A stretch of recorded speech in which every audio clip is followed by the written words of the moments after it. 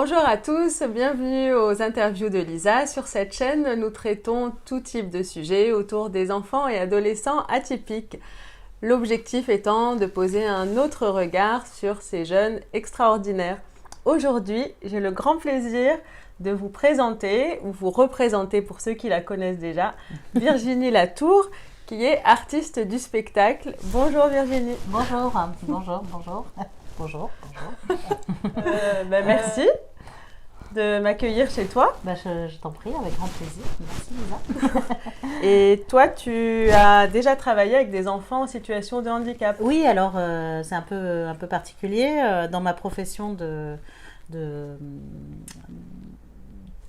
d'artiste du spectacle, parce que j'ai plein de cordes à mon arc, comme le clown, le mime, la magie, j'en oublie toujours l'écriture, j'en oublie toujours parce qu'il y en a un paquet, la marionnette. Et je me suis retrouvée à donner des cours et souvent on me demandait si je pouvais intégrer un enfant handicapé. Et moi, je me demandais pourquoi on me posait cette question. Parce que je trouvais que c'était... Pourquoi... voilà. Et moi, ça ne me posait pas de problème. Mais vraiment, je me disais, mais pourquoi il me pose la question, quoi. Et puis, au fur et à mesure, voilà, je l'ai... Pour moi, c'est pas un enfant handicapé, c'est un enfant extraordinaire, tout de suite, tu vois. Et d'ailleurs, quand j'étais moi-même enfant, quand j'avais 4 ans, à l'école maternelle, il y avait un enfant qu'on ne comprenait pas, je ne me rappelle plus exactement, c'était il y a longtemps, mais moi, j'étais la seule à le comprendre, à traduire ce qu'il disait.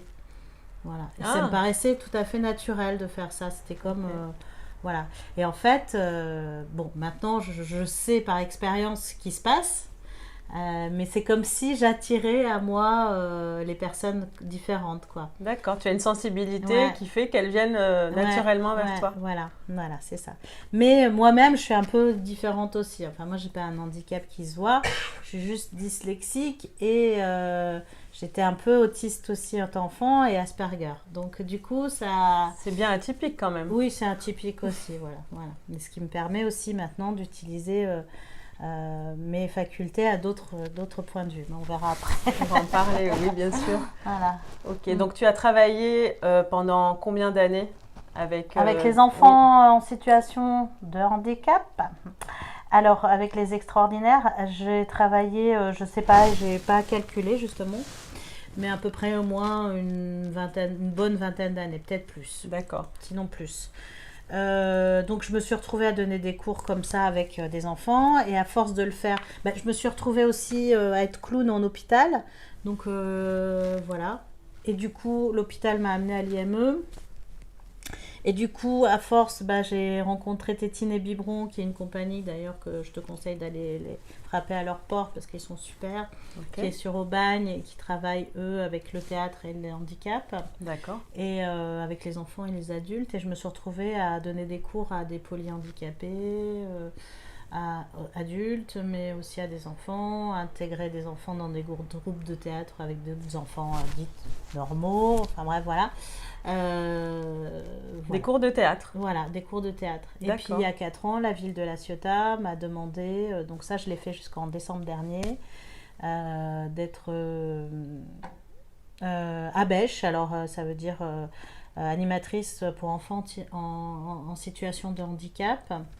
Et donc là je travaillais dans le sein des écoles, mais en dehors des périodes scolaires, c'est-à-dire pendant période de cantine, petite période de vacances genre, voilà, de genre de choses, et d'amener et là je me suis rendu compte qu'en fait au bout de 20 ans j'avais vachement de compétences, et je m'en étais pas rendu compte. D'accord, parce que je souligne que tu n'es pas spécialisée à la base. Non, je suis pas spécialisée à la base. Bon, après c'est vrai qu'à l'hôpital j'ai eu des formations, et puis après j'ai eu plein de, en fait, plus ou moins des formations, mais pas des formations diplômantes d'éducateurs ou de trucs spécialisés, malgré qu'on m'ait dit il n'y a pas si longtemps, mais fais une VAE, tu pourrais devenir...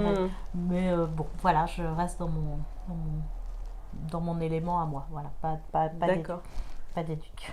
Qui est l'art en général. Qui est l'art en général. Les enfants. Voilà, peu importe les enfants, exactement. Pour moi, c'est pareil, il n'y a pas de différence. Et oui. Et est-ce que le contact, justement, est différent en fonction des enfants, s'il y a des enfants atypiques ou d'autres...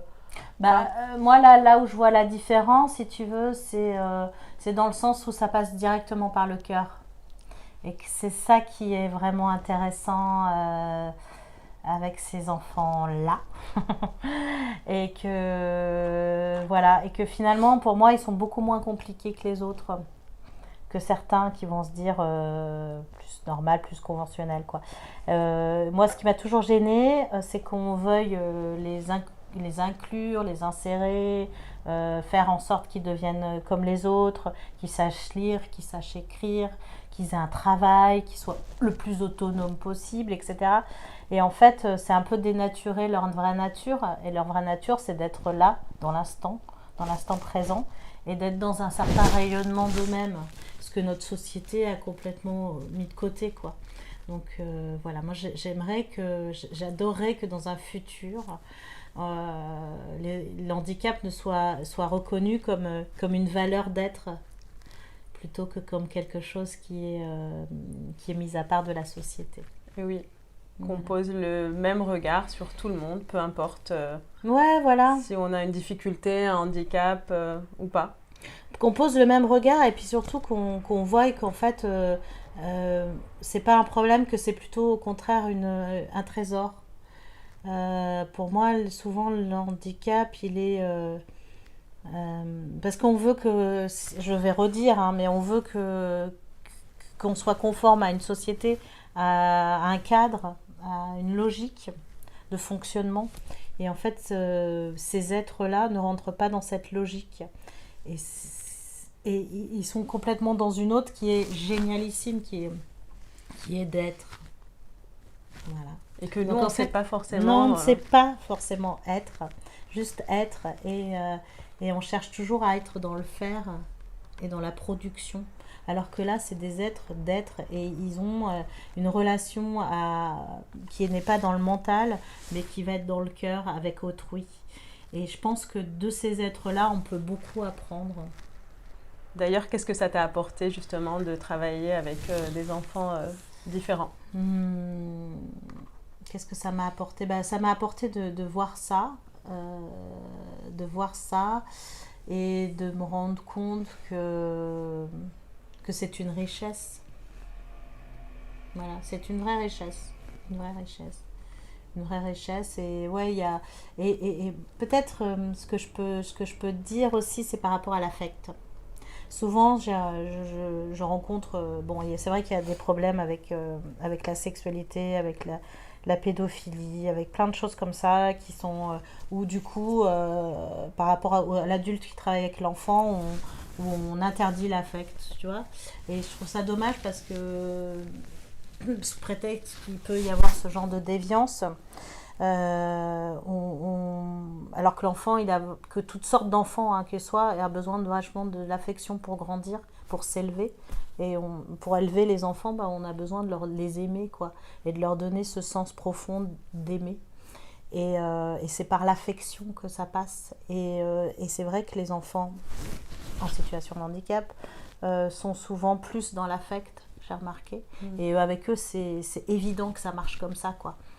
Et souvent, je vois dans des classes, tu sais, dites Ulysse ou des choses comme ça. Alors, je dis pas tout, hein, puis vraiment, ils font tous un travail extraordinaire parce que c'est pas évident. Ils sont pas forcément hyper formés non plus. Et ils sont souvent avec le cœur, mais souvent, ils essayent justement de pas être dans le toucher. Puis en plus, avec toutes ces histoires de Covid et tout ça, de pas être dans le toucher, de pas être dans le regard, de pas... Enfin, le regard, si, mais... Voilà, puis c'est vrai qu'avec ces masques et tout ça, bon, et pour eux, pour ces enfants-là, c'est primordial, ils ont besoin du contact physique, la plupart, hein. Alors après, il y a des autistes évidemment qui vont la refuser, mais et au contraire, ça va être complètement dérangeant pour eux. Après, il y a toutes sortes de handicaps aussi, mais il n'y a pas forcément que le toucher, l'affection se passe par autre chose, justement par le regard, par des mots, et puis pas forcément un langage de la voix ni du regard, mais par le langage du cœur. Et oui. Avec l'autisme, c'est très très important, très très important. C'est-à-dire que la communication se passe ailleurs. Voilà. C'est presque de la communication, de la télépathie. C'est ça, c'est subtil, ça se voit pas. Et oui. Voilà. Et qu'est-ce que l'art apporte à ces enfants? Alors, l'art, c'est super parce que ça permet, enfants ou adultes, hein, parce que moi j'ai travaillé avec les deux, ça permet quelque part, je dirais, et j'avais travaillé d'ailleurs sur ce thème avec des adultes polyhandicapés sur les super-héros. Et ça permet aussi de sentir, de sortir de soi, de qui on est. Et d'ailleurs, par rapport à ça, il y a une vingtaine d'années, j'étais à Marseille dans les quartiers nord et je travaillais dans une école maternelle et il y avait un enfant qui boitait, tu vois, un petit qui avait 4-5 ans, qui boitait. Donc il avait été diagnostiqué avec un handicap, qui ne marcherait jamais correctement, etc. Je lui mets un masque d'animal et d'un coup cet enfant part en marchant normalement, enfin en faisant l'animal, et d'un coup marche normalement.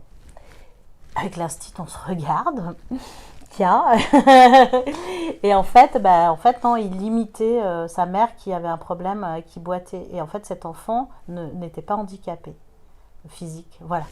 Voilà, le théâtre peut permettre ce genre de choses. Oui, d'exprimer certaines choses ou voire de révéler. De sortir de sa condition, tu vois, voilà. Et oui. Bon, là, c'est un exemple parmi d'autres, mais bon, il y en a plein comme ça, là, ça ne me vient pas spécialement, mais j'en ai un petit paquet d'exemples comme ça, de trucs où l'enfant s'oublie, ou avec le clown, ce qui est génial, avec le masque, avec le clown, où d'un coup il sort, il peut être...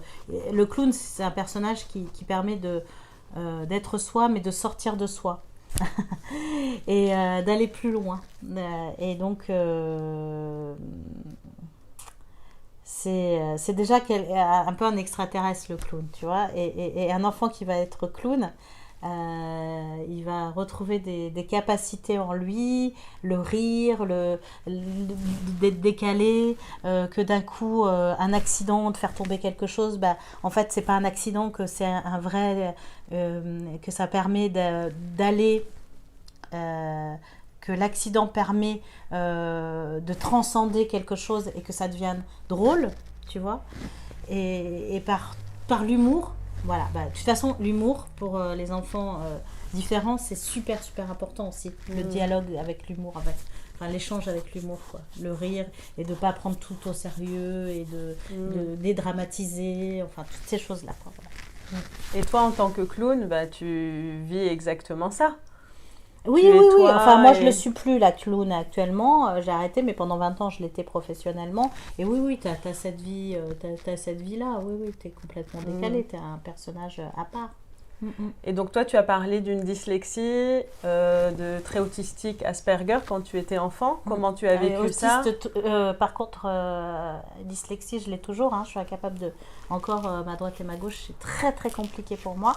C'est vraiment, voilà, et à côté de ça, j'ai des capacités, d'autres capacités. Oui, voilà, j'avais un problème de communication avec les autres quand j'étais enfant, ouais, c'était très compliqué pour moi. Qu'est-ce qui a été difficile dans cette société et qu'est-ce qui t'a aidé ou fait du bien?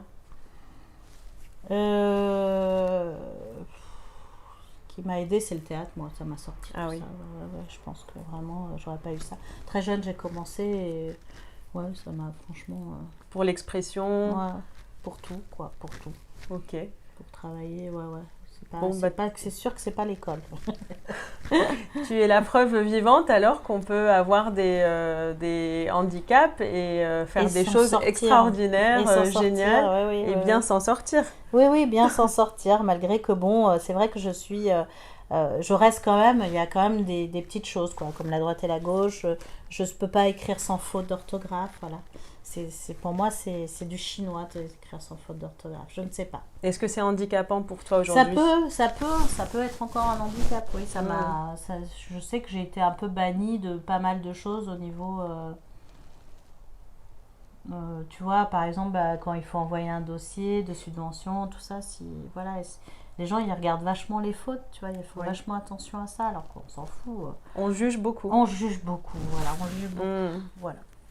Et d'ailleurs, on demande la normalité. On juge beaucoup parce qu'on voudrait que tout le monde rentre dans des cases, qu'on soit dans une norme et une norme qui est fixée par cette société. On ne sait pas pourquoi. C'est ça. C'est ça le problème. C'est ça. Exactement. C'est pourquoi est-ce qu'on veut nous faire entrer tous contre tous pareils, alors qu'on est tous différents et qu'on a tous des belles choses à dire, toutes des belles choses à dire dans ce monde, à faire, à être créatif, à être sensationnel, voilà. C'est ça, la richesse de la diversité. Voilà, c'est ça. Je me suis rendu compte en fait que les êtres... moi, c'est vrai que j'ai un don aussi de voir l'invisible. Et que les êtres en situation de handicap ont souvent ce don-là aussi.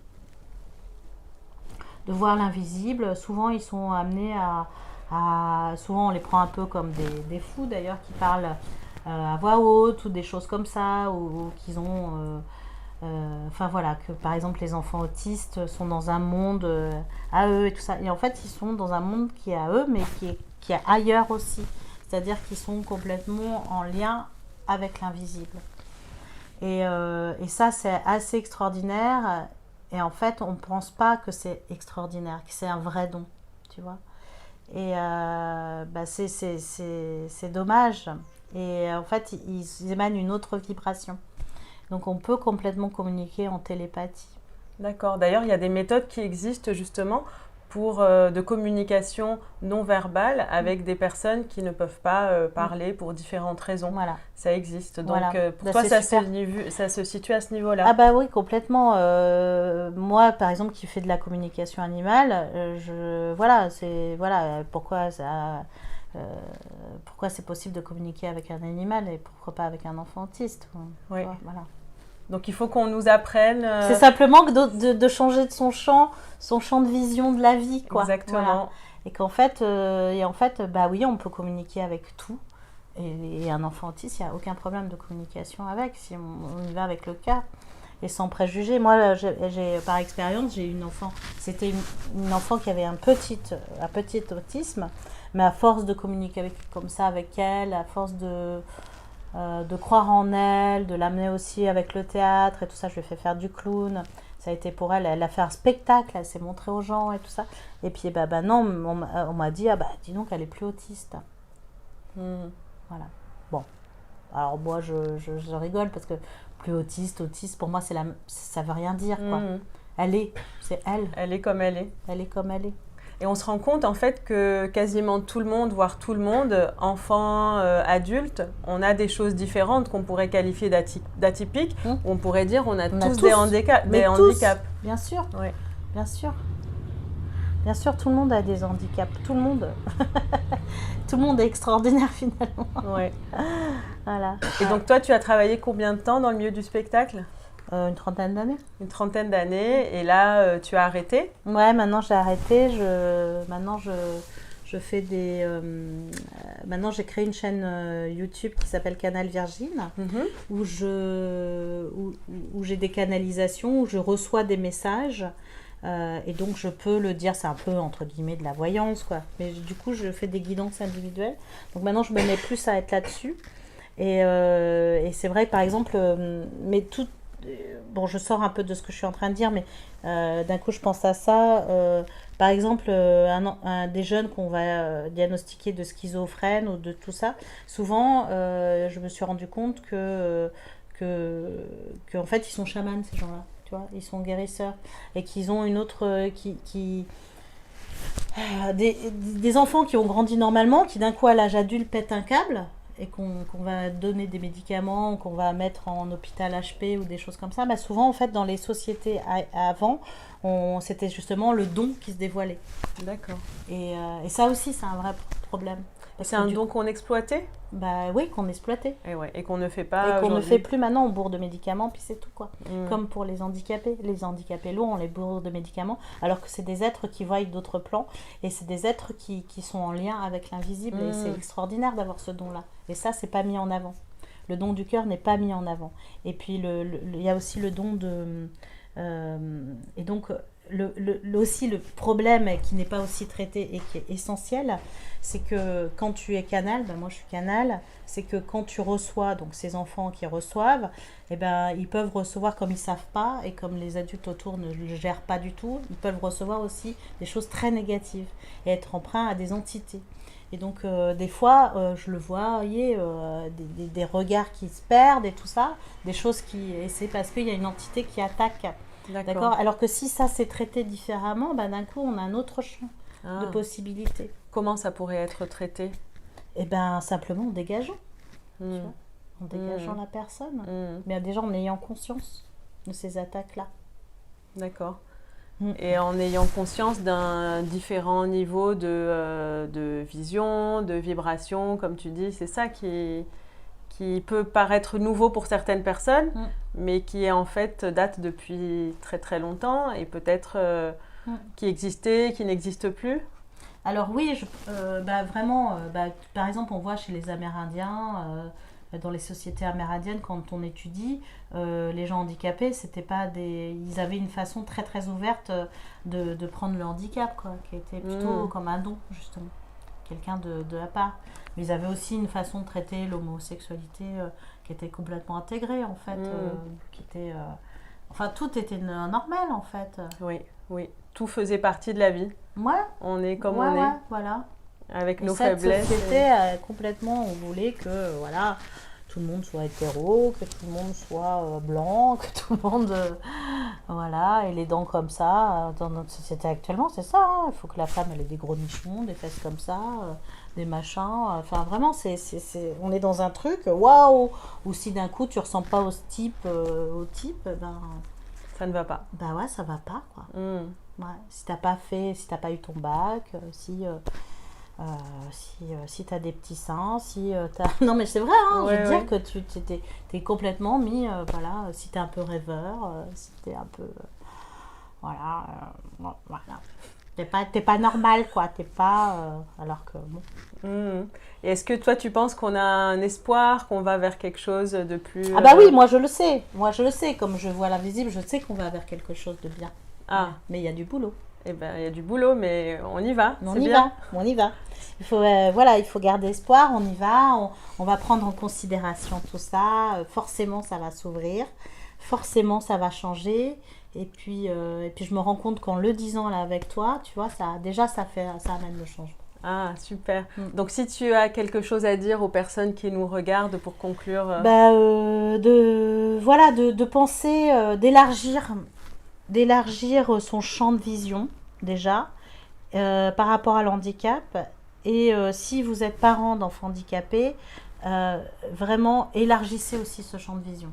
C'est-à-dire que vous acceptez le handicap, ok, quoique il y a beaucoup de parents qui sont dans le déni aussi, mais c'est autre chose. Mais surtout aussi de voir que l'enfant, il n'est pas que ce qu'on vous dit. Il est beaucoup plus que ça.